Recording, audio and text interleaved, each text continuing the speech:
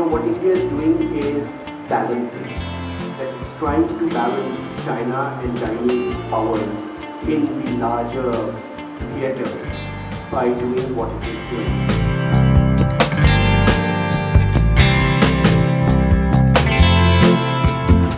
Now you may ask, why is India so important? Well, it's important because Asia is the center of politics today. And why is Asia so important? That's because in Asia now you have Japan, South Korea, you have India, you have China, and if you bring in Australia, you have them.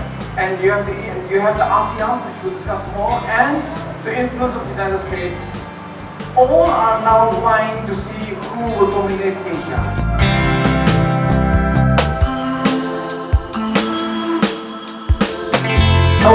I would just start with this very powerful and thought-provoking statement which was given by Alfred McIntyre, an American strategist.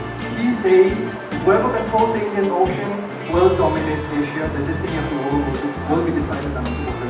I think this statement, this video we have seen in the WhatsApp, we have seen in the Google, so very much relevant because this is like a prophetic sort of statement because what he said is actually coming into taking place in IR.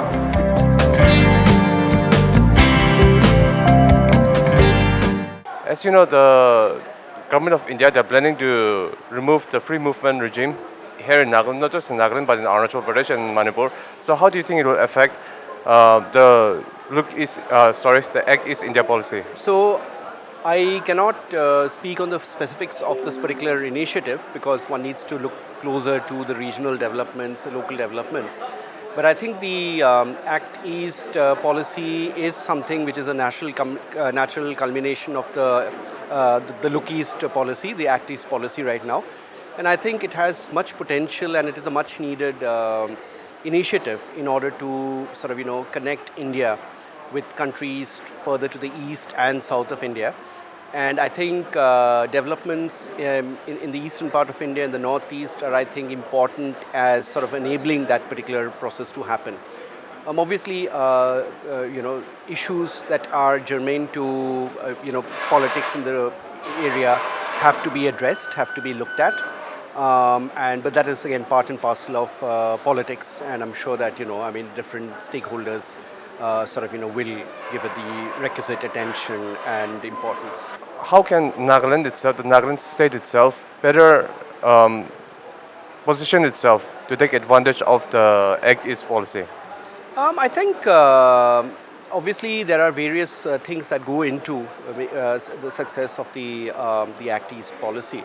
And as you rightly said, that Nagaland also is an important component in this particular aspect. I think it's to do with local distinctiveness about the ability of the individual parts to connect to a whole, and to also ensure that the synergy between what New Delhi's thoughts are and the rest of the country are in sync, so as to be able to give fruition to that particular initiative.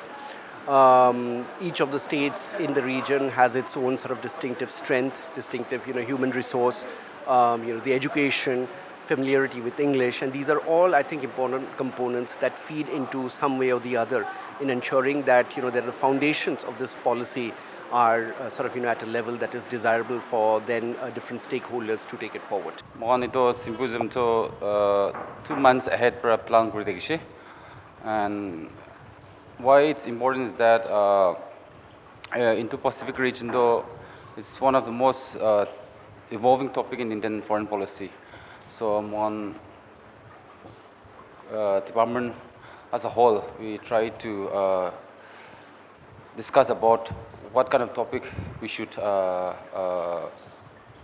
come up with. So this was the symposium topic was on the India's role in shipping Indo-Pacific region, and we decided to search for different experts, which they after that one also we tried to collaborate, especially with the RIS, our NITA Foundation, who were one of the main sponsor for this program.